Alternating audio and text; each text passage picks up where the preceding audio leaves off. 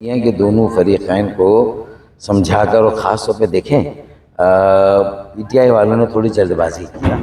اگر وہ چوتھا راؤنڈ کر لیتے تو کم از کم ان کی طرف سے یہ حجت پوری ہو جاتی کہ اگر انہوں نے تحریری مطالبات دیے تو اس کے تحریری جوابات ان کو مل جاتے، پھر انہیں آگے جا کر حکومت کی پکڑ کرنا آسان ہوتا.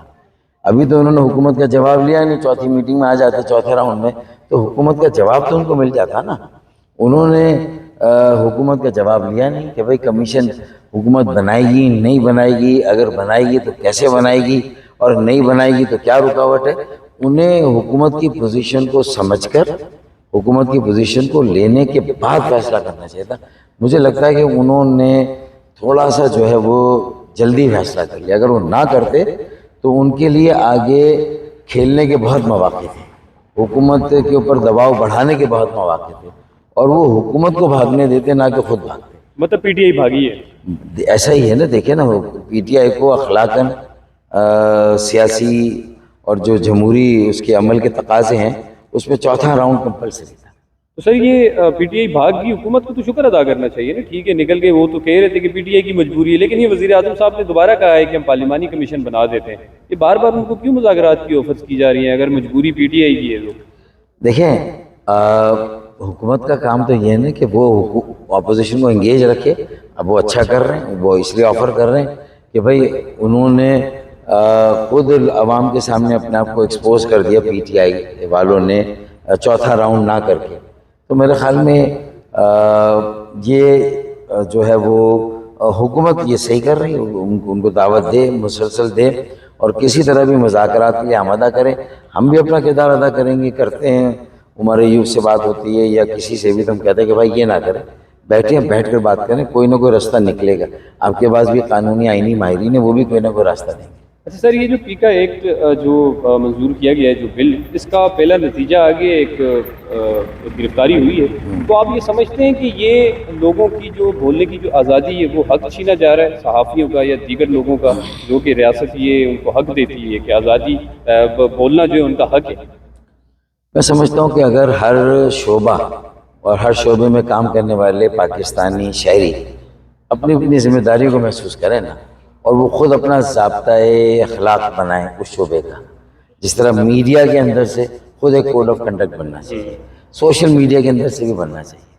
اگر وہاں کوئی مضبوط آرگنائزیشنز کھڑی ہو جائیں جو غیر سرکاری تنظیمیں آزادی اظہار کے لیے لڑتی ہیں، اگر وہ خود ہی پروپوز کر دیں کہ یہ پابندی ہونی چاہیے کہ ہمیں اپنی حد کا یہاں تعین کرنا چاہیے، میری آزادی سے دوسرے کی آزادی متاثر نہ ہو، میری آزادی کسی کے لیے بد تہذیبی، بدتمیزی یا بد اخلاقی کے زمرے میں نہ جائے.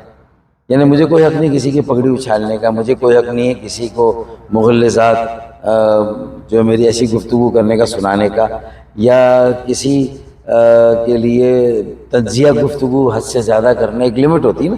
تو میرے خیال میں اگر ایز اے نیشن ہم قوم ڈیولپ ہوں تو نہ پیکا کی ضرورت ہوگی، بلکہ تو میں تو یہ چاہتا ہوں کہ یہ ہماری قوم میں آنا چاہیے، یہ سوچ آنی چاہیے.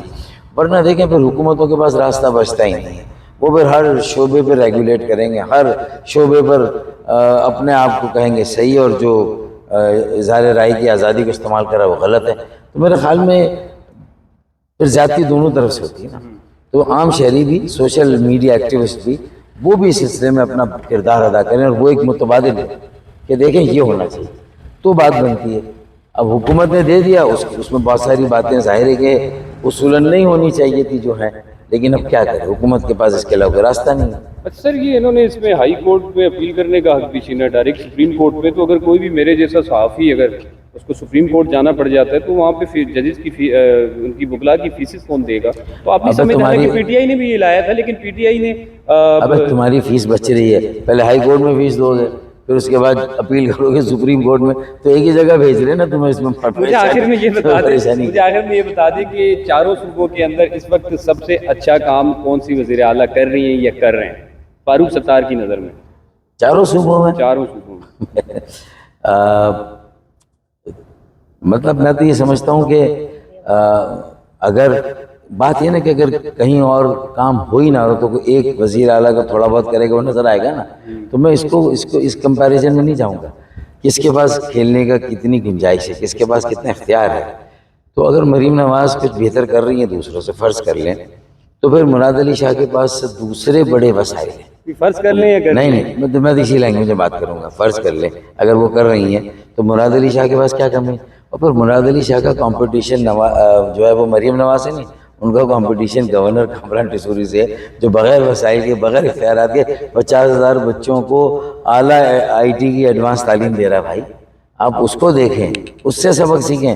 جہاں اربوں روپے کا پروجیکٹ ہے, وہ 7.5 لاکھ روپے فی بچہ, تو اس کو 50,000 سے ضرب دیں, کتنے ہو جائیں گے بھائی؟ 50 ارب سے اوپر ہے یہ. تو 50 ارب روپے جمع کرنا, لوگوں کا اعتماد حاصل کرنا, مخیر حضرات کا, ڈونر کا, اور ایک پوری مارکی بنانا, پورا انسٹیٹیوٹ بنانا. دنیا آن لائن دنیا کے بہترین اساتذہ پڑھا رہے ہو. پاکستان میں جو پاکستانی اساتذہ جو باہر تھے وہ یہاں آ کر پڑھا رہے ہو, اور وہ بچے 10 لاکھ روپے اگلے سال سے کمانا شروع کر دیں گے ہر ماہ. تو مقابلہ ان سے ہے. بھائی آپ بھی دیکھیں, انہوں نے تو بغیر سرکاری وسائل کے IT انسٹیٹیوٹ بنا. وزیر اعلیٰ ہاؤس میں ایک IT انسٹیٹیوٹ بنا دے نا, سرکاری وسائل سے بنا دے, بنائے تو صحیح. بات یہ کہ شوق کی بات ہے, ایپٹیٹیوڈ کی بات ہے, لوگوں کے درد کو محسوس کرنے کی بات ہے. جو درد کو محسوس کرے گا لوگوں کے لیے کام کرے گا. اور یہ MQM کا خاصہ ہے. MQM کو ذرا سا موقع ملتا ہے, MQM لوگوں کے لیے کام کرتی ہے.